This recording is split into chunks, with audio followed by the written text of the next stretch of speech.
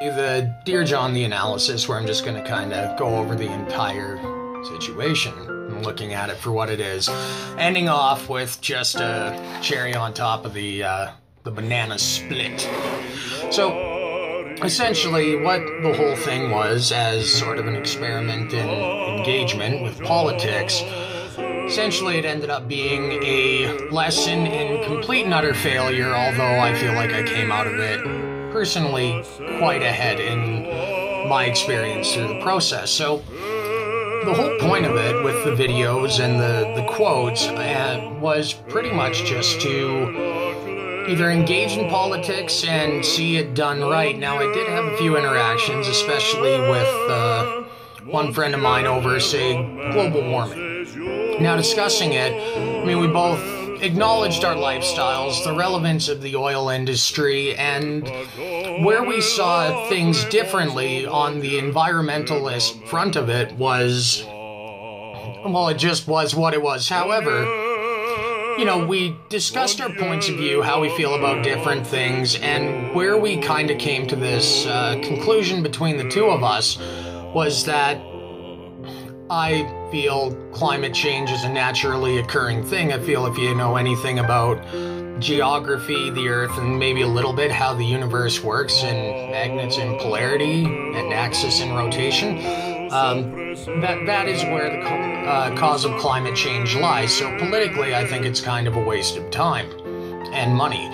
Him, on the other hand, even being an oil field worker, he supports environmental policy. And what it came right down to, after discussing the policies, economics, our own personal feelings towards it, was that I look at it one way, he looks at it another way, and we had to have the discussion to kind of come there. But by the end of it, you know, despite my disagreement, I totally understood his point of view, and that essentially his opinion was simply formed around erring on the side of caution. You know, an oil field worker seeming to support it doesn't make a lot of sense.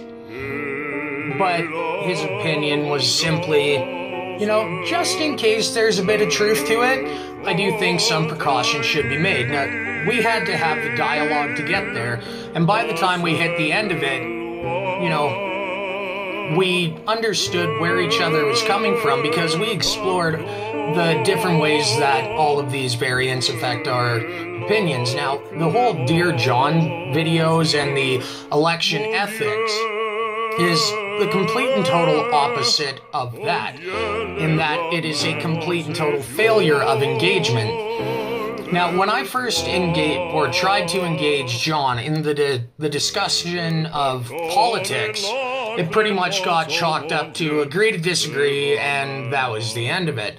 Now, after having the discussion with one person, that ended up going well and is active, constructive discourse in politics. John, the interaction was a complete and total train wreck. See, before I made the election ethics videos, the election ethics video, I had called out John on something that he had said, and it went ignored. I made a second remark about it, and it was just dismissed. Now, I even ended up making a video, the election ethics and the changes to overtime policy that the UCP were proposing to make. The entire video I made about that was my participants in the discourse. However, I made that video, and I didn't even get I couldn't get a response from John, pretty much.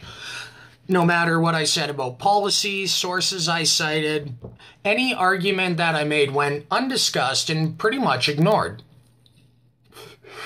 So after trying to engage him again and calling him out on what it was he was doing, which was misrepresenting being a conservative while trying to take away from, you know, the conservative base by smearing the conservative leadership. Now, later on, he would go on to say, well, you're right, I'm not a true conservative. But alternately, the wording of that would be, I'm a false conservative. So you indirectly admitted, or John indirectly admitted, to what it was that I had a problem with.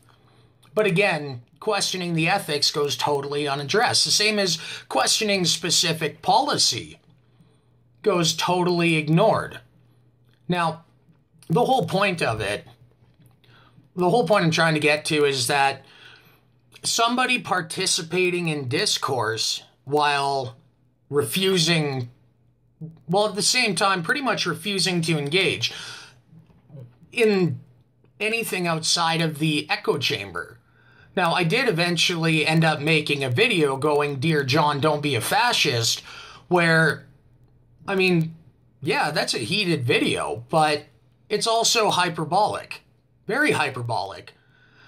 And it took aggressively calling him out on all of his bullshit with hyperbole to get any kind of response out of him.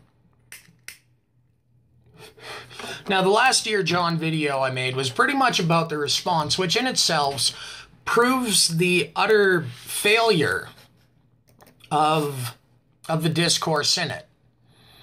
You know, to stand there and say, well, I didn't actually engage you in a discussion about anything. We didn't discuss any ideas whatsoever. There was no discourse. So to stand back and say, well, I win the game because you're walking away from the game. Well, the reason I'm walking away from the game is because I've been waiting for you to step into the court to play it so fucking long that I'm just wasting my time now. That's not a victory. Anyway, the whole thing was an incredibly failed attempt at pursuing discourse that I wanted to, you know, kind of keep a record of. Because while doing this, I ended up doing a lot of reading. I ended up learning a bunch of things that I didn't already know.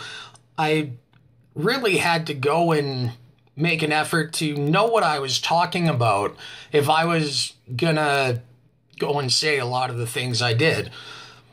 And, I mean, to have to call somebody out aggressively with hyperbole, during that video, I did specifically state that I do know John better than to, you know, take the implications of his rhetoric and things he'd said with too much. All I was trying to do was get him to discuss, to talk about things of actual substance and significance, engage in the discourse, instead of just trying to instigate, which he pretty much said is all he does. I'm going to keep on pissing people off because I'm getting a reaction out of you. Well, not really, John. What I was reacting to were the optics of what you said from a point of view that I don't know you as well as I do or know you any better. Going as far to even say, this isn't an attack on you, it's the optics. So who triggered who, John? Let's be real. So, I mean, after the last video, I mean, obviously the experiment is done and I've had my final words on that. This is just to sort of sum up the point of it. I try to engage, and there's dismissal or, you know, whatever. So I aggressively call him out, demand a response. The response is nothing of substance. It's a doubling down of rhetoric and then just clarification on his personal stance on where vagueness could be called into question. But it is what it is. It was a spectacular failure in discourse. I'm, you know, I would have liked things to have gone a bit better because I think the guy's a pretty smart dude, but it is what it is, and that's the entire point behind the videos. I'm just trying to engage in discourse. It was a spectacular failure on a social level. It was a spectacular failure on an intellectual level, and just to really, really put the cherry on top, I'm going to finish this off with a quote, because this just really says so much about it. It's too good not to put in here. Socialism is a scare word they have hurled at every advance the people have made in the last 20 years. Socialism is what they called public power. Socialism is what they call social security. Socialism is what they call farm price supports. Socialism is what they call bank deposit insurance. Socialism is what they called the growth of free and independent labor organizations. Socialism is their name for almost anything that helps all the people. Harry S. Truman, 1952. Sure sounds good, doesn't it? Now, except here's the thing, and it kind of puts a framework to how spectacularly the failure on John's part would be. And what a sucker he is for the fucking buzzwords that just make him feel good about what he's espousing. I don't know how well people know history, but before even bothering to reply, I just looked up who Harry S. Truman was. And here are Truman's accomplishments, the legacy of his presidency. During his 8-year presidency, Truman authorized the dropping of the nuclear bombs on Hiroshima and Nagasaki. Brought about the creation of Israel, which there's still warfare in the Middle East over, my personal views on the situation aside. He entered into the Korean War, which if I recall correctly, the Americans took a pretty good thumping there, but I believe they won. I'm not sure, I didn't look the Korean War up. Began the Cold War with Russia and created the CIA with a mandate for foreign intervention and assassination. Socialism sure sounds fucking great until the guy pushing for it authorizes a very secretive intelligence agency that, correct me if I'm wrong, were very supportive of the NSA and surveilling on American citizens. So I guess the NSA, to an extent, is one of the legacies of Truman, too. And boy, they sure are a bunch of crooked, evil motherfuckers, aren't they? But socialism sure sounds great. Until the guy praising it starts up an organization with the intent of assassinating his political opponents. That seems to be pretty symptomatic of socialism, if you want to go and read a fucking book about history.